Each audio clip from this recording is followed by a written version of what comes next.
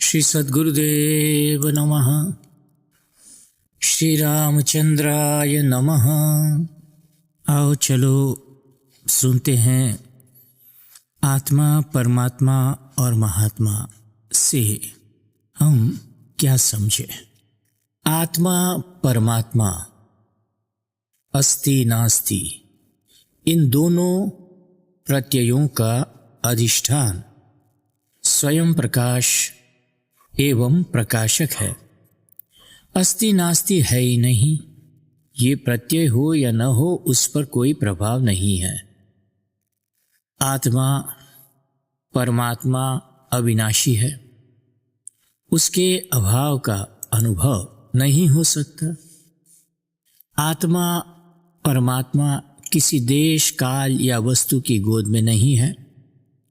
देश का अधिष्ठान व्यापक, काल का अधिष्ठान नित्य और वस्तु का अधिष्ठान परिणाम रहित अद्वैत तत्व है।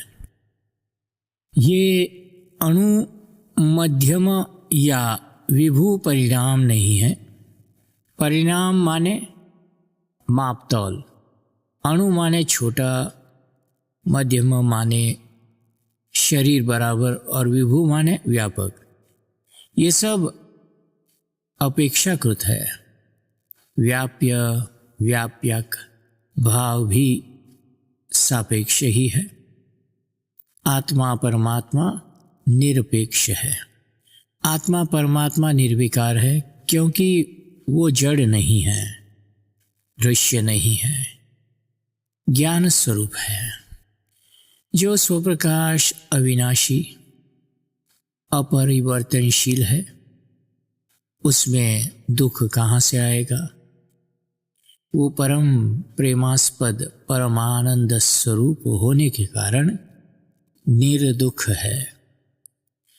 आत्मा, परमात्मा में विषय विषयी भाव रूप द्वैत नहीं है। आत्मा, परमात्मा को कोई निर्गुण सगुण कहे, कोई निराकार साकार कहे, कोई देशवासी बतावे अथवा देशातीत कहे, वो किसी का विरोध नहीं करता। अच्छाई बुराई, जुआ मच्छर, हाथी पहाड़, सब में आत्मा एक सा है, सरल है।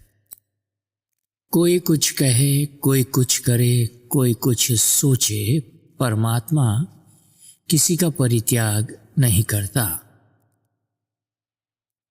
दूसरे की चाह नहीं है। इस प्रकार विचार करने से ज्ञात होता है कि परिपूर्णतम परमात्मा का मूर्त रूप महात्मा है। ये परमात्मा के स्वरूप का एक उदाहरण है। पर महात्मा को कोई संत समझे या असंत, उस पर कोई प्रभाव नहीं है। अस्ति से संत बनता है, नास्ति से असंत। ये दोनों अज्ञानियों को दृष्टि है। महात्मा ज्ञान स्वरूप है। महात्मा में अपने जन्म जरा मरण की कल्पना है ही नहीं। महात्मा किसी भी देश, काल या वस्तु में आसक्तिया आग्रही नहीं होता। महात्मा में जीव भाव नहीं होता, इसलिए उसका अहम अणु मध्यम या विभू से आबद्ध नहीं होता। उसकी दृष्टि में ये तीनों औपाधिक है, कल्पना मात्र है। औपाधिक अर्थात अंतःकरण से तादात्म्य के कारण अपने में कल्पित है।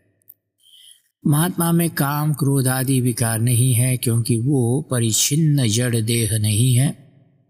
ज्ञान स्वरूप चेतन निरावरण होने के कारण उसमें विकार संभव ही नहीं है। महात्मा में दुख के बाहर के निमित्त तो मिथ्या है ही, दुखाकार वृत्ति भी मिथ्या ही है। मिथ्या वस्तु से तादात्म्य का करके मैं दुखी हूँ, यह अभिमान महात्मा में कभी आ नहीं सकता। महात्मा में भी विषय विषयी भाव रूप द्वैत बुद्धि नहीं है। महात्मा को कोई मूर्ख पंडित, सदाचारी, दुराचारी, कंगाल, धनी, दुखी सुखी कहे, किसी के कुछ कहने पर उस पर कोई प्रभाव नहीं है। महात्मा किसी के प्रति टेढ़ी नज़र नहीं करता, सरल भाव से हाँ बाबा यूं ही। महात्मा किसी का परित्याग नहीं करता, दूसरे की चाह नहीं है।